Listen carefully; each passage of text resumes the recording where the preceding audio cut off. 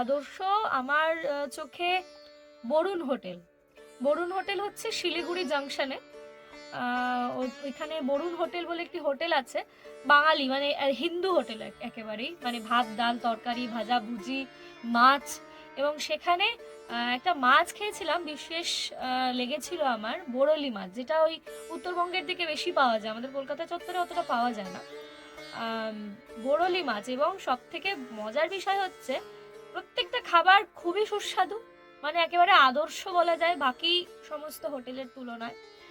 আর প্রত্যেকটা পদই যতবার চাওয়া হচ্ছে ততবার তারা দিচ্ছে। এবং আরো বড় বিষয় হচ্ছে পদ্ম দিদি, ওখানকার যারা পদ্ম দিদিরা ছিলেন তারা এত ভালো, এবং তাদের ব্যবহার যত্নার্থী পুরোটাই এত ভালো।